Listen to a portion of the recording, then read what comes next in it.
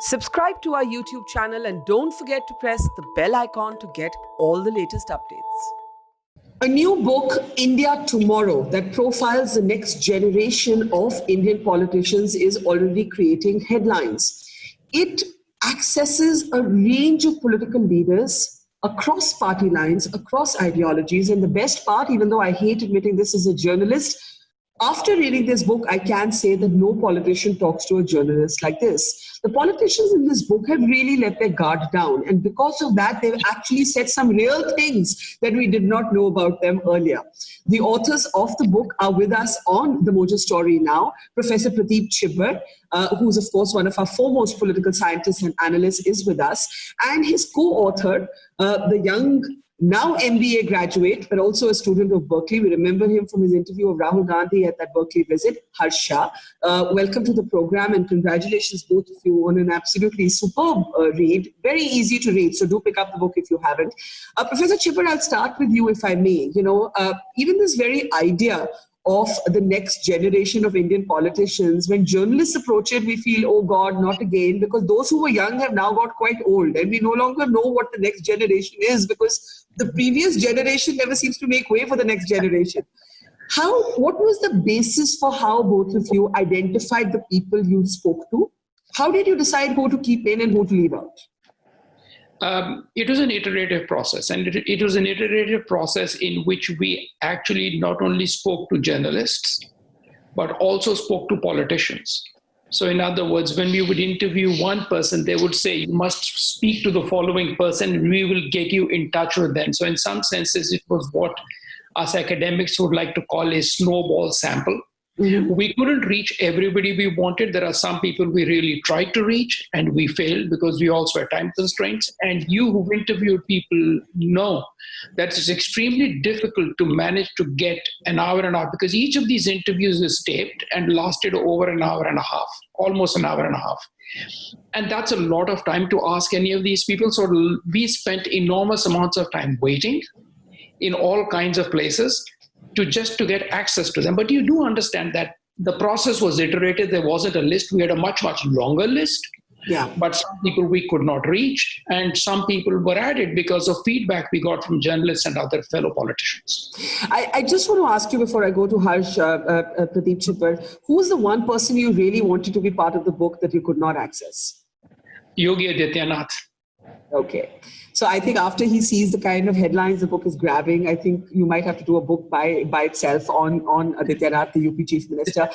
Harsh, the interview that's really got attention is that of Priyanka Gandhi Badra. And it's got so much attention that I think people haven't bothered to read the accompanying interview, which is with her brother Rahul Gandhi. Now, put together, what really emerges that is newsworthy at this point is that both brother and sister are on the same page in at least statedly saying they're absolutely okay with a non-Gandhi leaving the party. Do these words ring true to you? And I'm going to ask Pradeep the same thing. And I ask you this because Sonia Gandhi has just completed 1 year as interim president. We see no signs, no movements towards a new Congress president. And in fact, there are appeals for Rahul Gandhi to come back and take the job. But in this book, Rahul and Priyanka both clearly say that a non-Gandhi should leave the Congress. So Harsh, speak a little bit about that. Absolutely. So I think the first caveat I'll say is that, of course, these interviews were held late last year. And as they say, a week is a long time in politics. So a year is definitely a very long time in politics. So a lot can change from then. But at the time of our interviews with both Mr. Rahul Gandhi and Ms. Priyanka Gandhi, they were, unequivocal in their statement that they are fine with a non-Gandhi leading the party. And that's why this is, becoming such a newsworthy item. Priyanka Gandhi went to the extent of saying that, whoever it is, if that person tells me to leave Uttar Pradesh and go work in Andaman and Nicobar Islands, I jolly well go and do that. I think they both seemed very much on the same page on this. And I think the question of, why that's not resulted in a non-Gandhi actually taking over as president, I think that there could be other factors leading to that, but definitely not the fact that either of the two siblings would be trying to stop that, is my sense. So that's interesting, Professor Chhibber, because in the cynical, hardened world of Delhi media, there's a sense that, that the Gandhis will either come back themselves or they will place someone there who's a placeholder. And I know that in the chapter, that question is asked. That question is asked of both Rahul and Priyanka that, how do we know that even if you place a non-Gandhi there, it won't just be a token representation. What is your impression of this debate based on the two interviews with Rahul and Priyanka? Both of them saying we're absolutely fine. In fact, Priyanka goes so far as to say I'm in absolute agreement with Rahul. A non-Gandhi should be the Congress president. I think this. We've been asked this question a lot, and a number of people want to know this because this is a newsworthy question. It's very difficult for us sitting here, and you know this better than I do. Politicians have self-images of themselves, and politicians like to present an image of themselves, right? And to what extent is this real? I don't know what that means, because that's a very difficult question to answer. Sure. So in other words, do Rahul and Priyanka feel this? In the interview, they are clear and unequivocal that this is okay with them. That's the first thing. Right. They both seemed sincere when they said so. The harder question you're asking is are the Congress party's internal politics and processes ready for a non-Gandhi to be president? And that I'm not in a position to answer because I have not spoken to all the other players. We must keep in mind that on the one hand, we like to think that the Congress party, this is my perception, my view, not from based on any interviews, that the Congress party is just run by one family. But there are also countervailing pressures within the party and the senior leadership. Yeah. And so the question we need to be asking ourselves is maybe not what the Gandhis want, but maybe what it is that the leadership that controls the Congress party wants. Right, so I think that may be the more important question. So that would presuppose, Pradeep Chhibber, that there are people outside of the Gandhi family that are just as powerful as them, if not more. It's not that they're more powerful, but just imagine, you're running an organization. One is you run an organization in which you control everything and you decide everything that goes on. Mm-hmm. The other is you're running an organization in which you're the most powerful person. There are lots of people whose points of view you need to take into account. So in other words, if you're going to be running any political party, there are, 10, 15 people around you. You may have the final word, but these are people whose views you need to listen to. Sure. And so the question you need to ask yourself is, am I going to ignore them completely? Or is it there is something in that dynamic? And this is something Rahul said as well to us, which is that there are internal procedures within the Congress. And, we seem to think not from the outside, but a number of people have said to us, they have internal procedures. Those procedures may not be open. They may not be democratic in the sense we like to imagine as open voting, but there are procedures. And, there are people with powerful interests within the party who have a vested interest in keeping things the way they are, maybe. But it is obviously of great contemporary interest that both brother and sister made this point about a non-Gandhi Congress president in the book that both of you have written. But there's also another bit that I think journalists haven't got hold of yet. They're going to be the BJP will certainly have a lot to say about it, and that is Rahul Gandhi being asked about his frequent trips abroad by both of you. And he makes the point that he doesn't have any privacy in India. He's surrounded 24/7 by security guards. And he says, when I go abroad, I learn from different cultures. For me, these are education trips. I do not see my trips abroad as vacations. Harsh, how do you think that's going to go down? I mean, I think the BJP hasn't read your book. Otherwise, it would be all over this by now.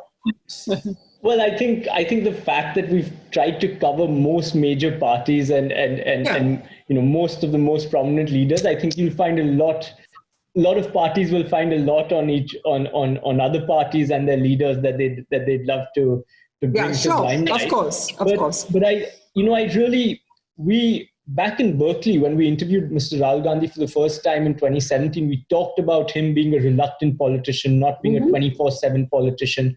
And we tried to, pick up from that conversation and ask him again after the 2019 loss that this is the perception of you. And here's tangible evidence. You go on these foreign trips a lot. Why do you do that? And I think it seemed to be a little bit of a sincere answer we got, which is that which which is that I have all these different interests. And he talked a lot about his different interests, from World War II history to Buddhism to Pakistani and Chinese history to martial arts and scuba diving. So I think he expressed that this was his way of, one, getting freedom from the trappings of Lutyens Delhi and the security and the privacy that he lacks over there. And the second piece was more about just exploring these different cultures. Now, the question of whether we should believe that, or whether it's good for Indian politics or the Congress party, is a different question. But I think just getting that question to him and getting him to answer that was our way of trying to hold him accountable for something on which we now have evidence of. They've shared in Parliament the number of trips he's taken. Yeah, and what was interesting to me, Pradeep, was that he was not apologetic about it. There's nothing apologetic in Rahul Gandhi's tone on that question. He's not even vaguely defensive about it. He basically dismisses some of the tropes about him as BJP propaganda. And on the trips abroad, he's like, I need this time. This time is for the evolution of me, my mind. And the other thing that comes out is that we all keep seeing him as a part-time politician, but he makes it clear to both of you that he is in public life for the long haul. He's not getting up and going away. In fact, his exact quote to both of you is, I can stand with the Congress party without being its president. I can stand with the Congress party without being its president. Yes. Yes. So yes. What do you make of this? Did it make you re-examine your impression that he might be a reluctant politician? Your conversation with him? No, I actually think that you're asking there are a number of politicians in the book who we have spoken to, because we have this myth, or we have this idea, and this is what we like to present. This is how it's presented in the media by people that a politician has to be a full-time 365-day, 24/7 politician. Yeah. And it's not only Mr. Rahul Gandhi, but there are other politicians as well who we've interviewed in the book who have slightly different interests. They are people. They're just not, just by saying question is, what do we want from our politicians? Do we want them to think, eat, and, breathe politics all day long? Or do we want them to actually be human beings who have interests other and are fuller individuals? And I think what Rahul Gandhi is expressing to us, at least in my view, is, listen, I have other things I do. Yeah. And all of us have other interests. I hope that the only thing one does in one's life is just not one thing, right? And I think he likes to do other things, but we somehow believe that because he's interested in other things, he's, not really serious. Now, that's a tough call. I don't know which way to. The problem for Rahul and Priyanka and the others who said this in the book is that they have a rival or they have a sort of a prime minister who literally does live 24/7 politics, and therefore it becomes very difficult to position yourself differently against him. The other fascinating thing, Harsh, in the book is, I had the chance only once to do a proper interview with Priyanka where I thought she said anything real, and that was when she had an Enter Politics, and she spoke about, going to meet one of the women who was responsible for her father's assassination, and as she tells you, she's now writing a memoir about it. But her self-description, I'm a housewife, I deal with stress. I've been a housewife till now. I deal with stress by cooking, by cleaning the kitchen, and I'm a master scuba diver. I mean, if someone were to copy-paste this and send it to you and you hadn't done the interview, would you have thought that this is a description of Priyanka Gandhi Badra, Harsh? No, not at all. And I think that's why we found that interview to be so refreshing, because I found it to be refreshingly authentic and candid in a way where, usually you have politicians very conscious of their public personas. And here's the politician who says, we were like, what do you do in your free time? What are your interests? And she was like, well, all this time I've been a housewife. My downtime is cooking and cleaning the kitchen and and helping my kids with their studies and things like that. And I think that was refreshing to see, rather than say, I just love going to the villages and to the rural areas, meeting people, hearing their problems. In many ways, we found this interview to be among the more authentic and interviews where she was able to expose her own vulnerabilities and be very comfortable in her own skin. And I think that's something we mentioned in the book, and we found that to be refreshing. I'm going to move on to the others in the book, but I want one last comment on the Gandhi siblings from you, Pradeep. Priyanka does concede. There's a slight difference in tonality between the two people. You do get to know Priyanka better as a person in the interview than you do get to know Rahul. Priyanka calls Rahul wiser, a more long-term thinker. But Rahul speaks about what he calls the institutional capture in India by the BJP RSS. Priyanka concedes that the Congress took a really long time to catch up with new media, and she concedes this in the context of the allegations against her husband, Robert Vadra. She speaks about, going to visit her 13-year-old son, showing him, quote unquote, every transaction. But she says we were too late. We were too late in placing a counter narrative. Did you find a difference in the approach to politics between Rahul and Priyanka, Pradeep? I don't know what the approach to politics means. Sorry to be a boring academic. No. Fair enough. Fair enough. I can try and make that question more specific. They come across as different people, but did you sense that they have different political instincts or a different understanding of politics, or how politics should be played, how political narratives should be constructed, how political messaging should be handled? There are lots of things in there. I think ideologically they're pretty closely aligned. Sure. I think they have shared similar worldviews on many things, but I think they have both very different, my personal view, this is just my personal view, not based on anything. I think they have different political instincts. And this is just, I'm sure I'm going to get somebody unhappy, but I think maybe one is more of an organizational person, and I think one is more of a political person. And I think Rahul is much more of an organization person. I think he has the skills to build an organization and thinks long-term in terms of organization. And I think Priyanka has much more immediate political instincts, which I think are sharp. But that's a personal guess. Sure. There's no substance for it. And of course, she does in the book and in the interview to you call him her leader. So that's significant that she's not aspiring to displace him in that hierarchy of the party. Now, I do want to move on to some of the other leaders. The other big reveal in the book to me, as someone who has spent many decades following Jammu and Kashmir, was the Umar Abdullah interview. And Harsh, I thought it very fascinating that he spoke quite candidly about what he called the entire gamut of emotions, right? He said there was anger, bitterness, frustration, then resignation, then more anger, then more bitterness. What did you pick up when you were having that conversation about his detention? This was the first interview he's done after his detention experience, and it was very close to the time, just a couple of weeks after he was released. And you could sense, this was a Zoom interview, and you could sense that anger, that frustration every time we brought it up, and every time he recounted these stories. He was talking about that emotional roller coaster he was going through, but we could even see that come alive in the interview itself and with his facial expressions and body language. You could tell that this is someone who has just suffered a tremendous setback, both personally and politically, with a little bit of uncertainty around the future of his own career. It just came out in a big way to us through his body language. I want to zoom in on that, the uncertainty of his own career, because the big reveal is he says he cannot, Pradeep, imagine himself to be chief minister of a union territory where he won't even have the power to appoint or remove a peon. And the follow-up question is, would you continue in politics if that remained the case? Now, it's personally my opinion that statehood will be restored. It's a low-hanging fruit for the BJP. But Omar quite clearly indicates that if statehood is not restored, if the union territory status remains, he may not see himself in electoral politics. Yes. What did you make of that?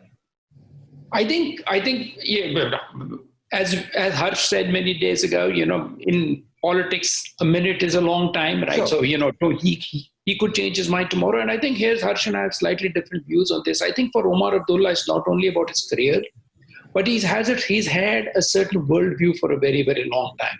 Mm-hmm. And I think what the BJP did and how to Jammu and Kashmir and how the state was divided, I think it actually challenged his own perceptions and his own worldview of how he's imagined India, how he's imagined Jammu and Kashmir, and how he's imagined the two units working together. So I think anytime there's a core your core assumptions are questioned, it's extremely difficult. And I think you find yourself in these very difficult spots. And I think that over time, his views will evolve. And I think over time, there may be a different reckoning and a different understanding of what's going on. But at that particular moment, just ask yourself, you believed in something and all of a sudden that belief is taken away from you. Yeah. Hey, what do you do? And I think that's the position he found himself in. Yeah, and he says to you that I keep thinking, what did I do that you had to lock me up like this? What did I do? What was my fault? I stood with the Constitution. I believed in elections. Harsh, what is your different take from Pradeep on this? Well, no, I think Professor Chhibber was right on that. I just think that, there's one piece which is ideology and worldview and the confusion that's come up with Jammu and Kashmir and its place in India.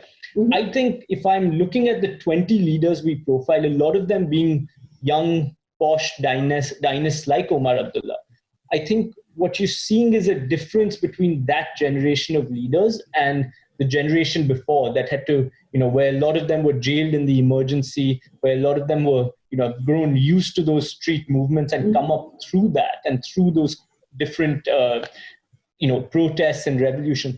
I think here for the first time, probably in his life, he's had to go through something that, say, an Arun Jaitley or someone of that era would have gone through in the emergency days.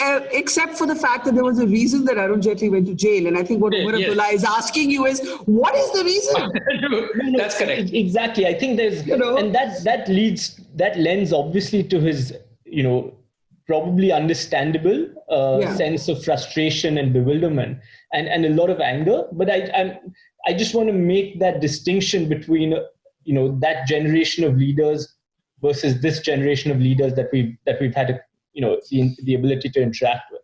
Pradeep, did you get the sense that he would stay in politics? Because there's a sense of what would his political future look like, and he's honest enough to tell you that he does not know, and he does not now know what the National Conference will stand for. But he's not going to go to the Prime Minister and say restore 370 because he knows that's not going to happen.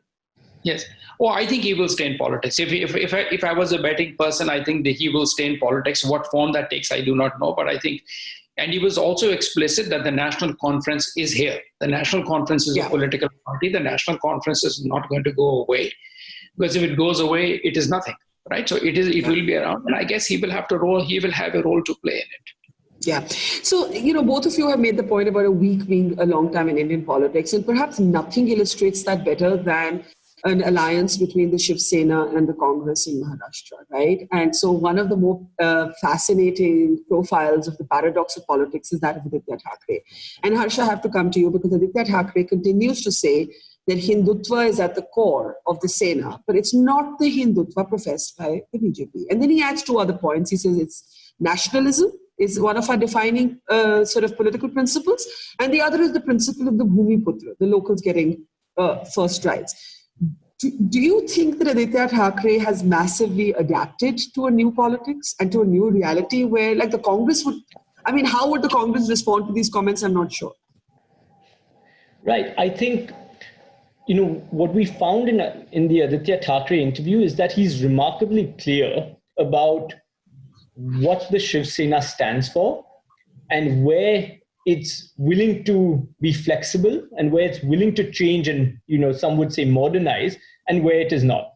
Mm-hmm. So that's where we found, even in his own political career, which is pretty short, about a decade, we know of Aditya Thackeray supporting, movements against books, of banning books and things like that. You don't hear a lot of that now.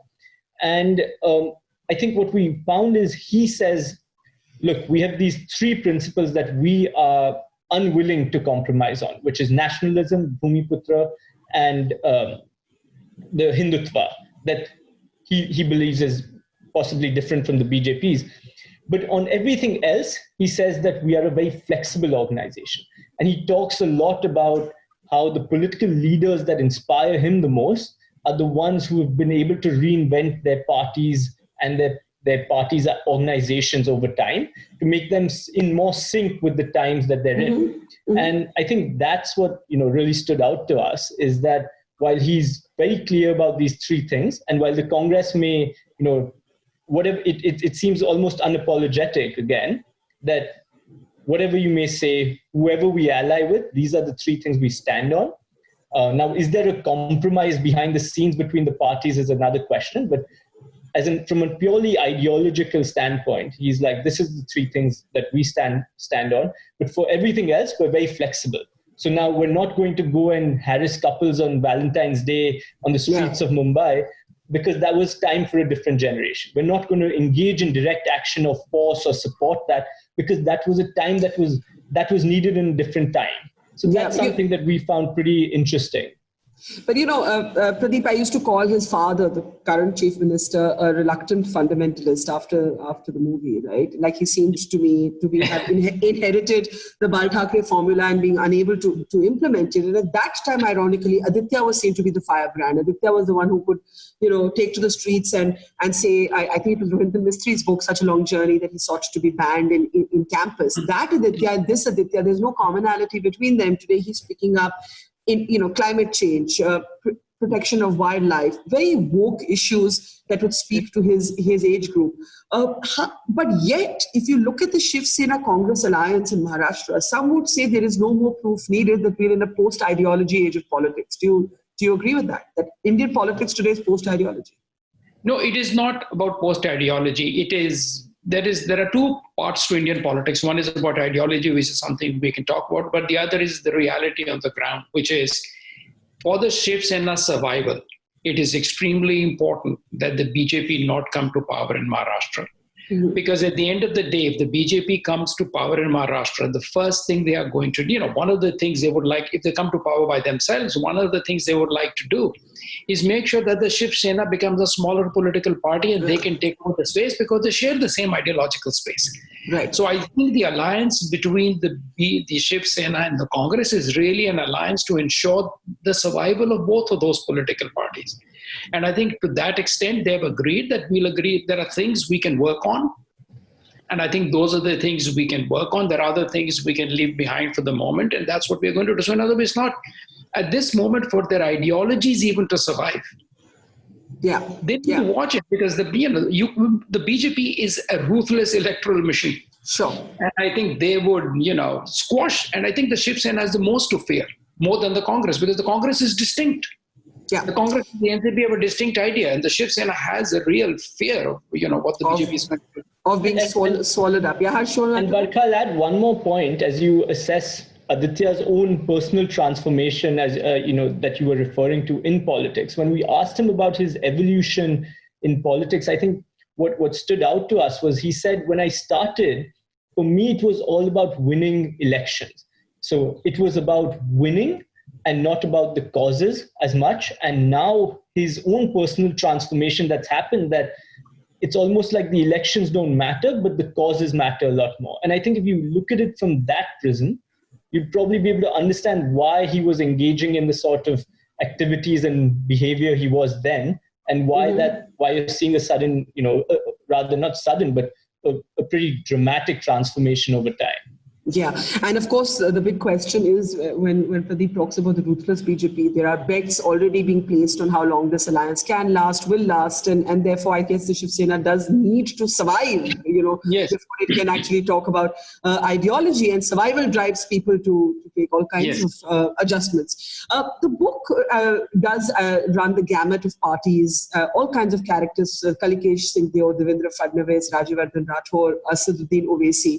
I just want to ask both of you whether you felt that there was something that united, something that was common to these disparate characters and their differing ideologies. Pradeep, was there anything that binds them together? It isn't obvious at once, but I'm just wondering if there was something you felt that, did it at least make you feel that, democracy is, for all its flaws in India, is still raucous, is still argumentative, is still assertive? Whether it's argumentative or not, I think we can see that at least the television space is still argumentative enough. Well, argumentative, but not necessarily all shades of argument. There is, to that extent, a capture of the television space by the dominant narratives. Yeah, absolutely. Go ahead. I think that's correct. I think what surprised me the most, and this is what surprised me the most, that, okay, this is a self-selected group, so I cannot say this is really true. But I found all of them to be quite thoughtful. I found all of them to be pretty well informed. And I found all of them to be willing to engage and have a conversation with you. What was interesting was not one of them said, one person which I will not go into name, said, send me the questions in advance and we interview that person. Okay. All of them said, ask me whatever you want. They answered on the spur. And to me, what was interesting was they were far more thoughtful and they were far more aware of the politics and the country they're leading than one normally gives them credit for in this hyper, partisan media in which the politicians are portrayed in a very particular way. First, that said, they also have very different points of view, right? And which is not surprising. In other words, their points of view on the one hand run a gamut, but you can actually collapse them into some categories. There are people who think caste and community matter more. Yeah. The BJP types think, nationalism is what drives everything. The Congress thinks of left and secularism. So, there are those distinctions that arise, and those distinctions we know.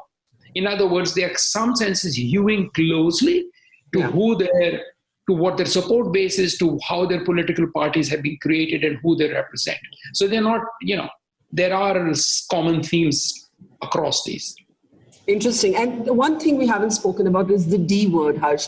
Dynasty. Now, it is furiously debated, and Professor Chhibber will know this, having studied the data. Regional parties are almost all dynasty-driven. Yet the trope of national politics is Modi's big advantage, the Prime Minister's big advantage is his self-madeness vis-a-vis the entitled inheritance of the Gandhis. How do you find dynasty play out for all of these characters that you met, Harsh? Some of them are not dynasts. Fadnavis is not a dynast. There are people in there who are, Rajavardhan Rathore is not a dynast. You have to mention the exceptions. But there are many of them who simply inherited political power. Yes. So, this is, of course, a common theme. Dynasty is something we asked almost all of the dynasts about this dynasty question because it's so topical. And I think you'd get the fairly similar answers across the board. There'll be a lot of that tutu meme of this party also has a dynast and these other industries also all have dynasts, and why are you excluding politics? I think what's more interesting to me was that I found a sense of, even among the dynasts who we've all looked at as, looking at politics from their ivory towers or just inheriting these constituencies and inheriting these support bases, I got a sense of a strong sense of personal sacrifice even among them. So about 6 of the dynasts that we interviewed had lost their fathers at a very young age, and not just lost them in violent assassinations, violent accidents, had to deal with a lot of different things. That this, Priyanka Gandhi talks about this a lot in her interview, about the loneliness of growing up in that Nehru Gandhi household. But you see a sense of, one, shared personal sacrifice among a lot of them, which I think is in somewhat contrast to the personas or rather the perceptions that a lot of people have of them. And two, I think there's a sense that after your first few years, where you're enjoying the privileges of being a dynast, you have to keep going out and proving yourself. Not that means that, that I personally support their candidacy at all, but I think you've seen it now with the Scindias, you've seen it with Pilot, You've seen it with Milind Devra, you saw it with Rahul Gandhi, that despite being a dynast, they were unable to save their own seats in a lot of these elections. So I think this question, that's just 2 observations I think that stood out to me. And the question of being a dynast is, and the data is a whole other ballgame. But Barkha, if I have a minute, may I add something to that? Yes, please.